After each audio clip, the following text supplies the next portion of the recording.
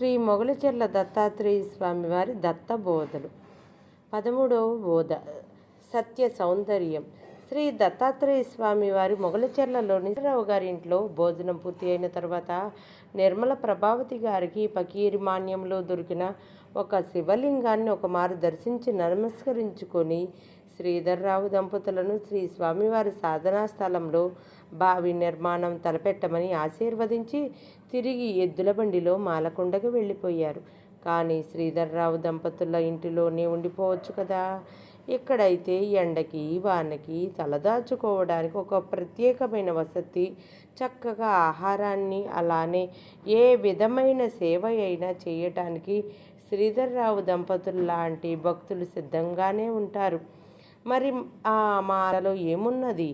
ఇంతటి సౌఖ్యాన్ని ఇచ్చే ఆ వాసం చేతిలో ఉండగా ఆ బండరాళ్ల మధ్య ఆ కీంకారణ్యంలో ఉండవలసిన ఆ గత్యం వారికి ఏమిటి?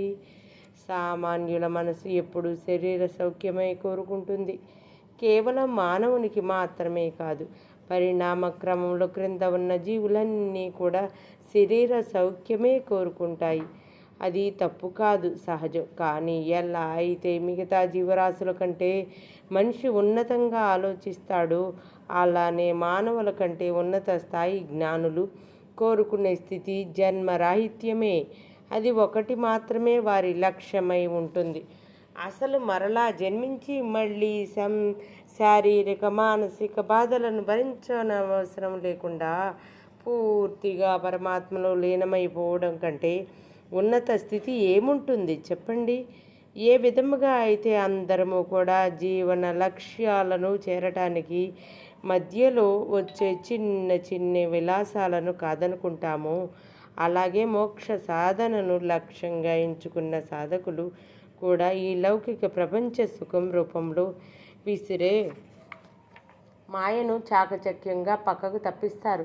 అసలు సాధకులు డబ్బు పట్ల, ఇతర ఆకర్షణీయమైన విలాసాల పట్ల అంత మోహాన్ని చూపకపోవటానికి మరొక కారణం, వారికి నిజమైన భగవద్బోధ ఎంత అందంగా, ఎంత తేజోవంతంగా, ఎంత శోభాయమానంగా ఉంటుందో తెలుసు కనుక.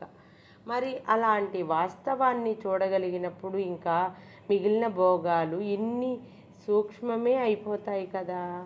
అంతేకాదు, అసలు ఆ పరమాత్మ అంశ నుంచి ఉద్భవించిన జీవులందరికీ చివరి మజిలీ మళ్ళీ ఆ భగవంతుడు అనేదే సత్యం కదా.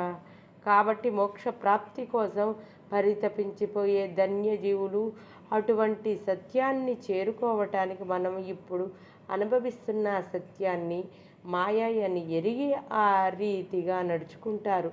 ఋషివాక్యం.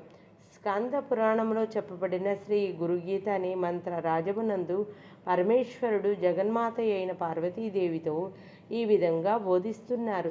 శ్లోకము. నా గురోరధికం తత్వం, నా గురోరధికం తపః, నా గురోరధికం జ్ఞానం, తస్మై శ్రీ గురవే నమః. రెండవ శ్లోకం. గురు మధ్యే స్థితం విశ్వం, విశ్వమధ్యే స్థితో గురుః, గురుర్విశ్వం న చాన్యోస్తి, తస్మై శ్రీ గురవే నమః. అర్థము. ఓ పార్వతి, గురువుని మించిన తత్వము లేదు, గురువుని మించిన తపస్సు లేదు, గురువుని మించిన జ్ఞానము లేదు. అట్టి సద్గురువునకు నేను నమస్కరిస్తున్నాను. గురువు నందు ఈ విశ్వము నిలిచి ఉన్నది.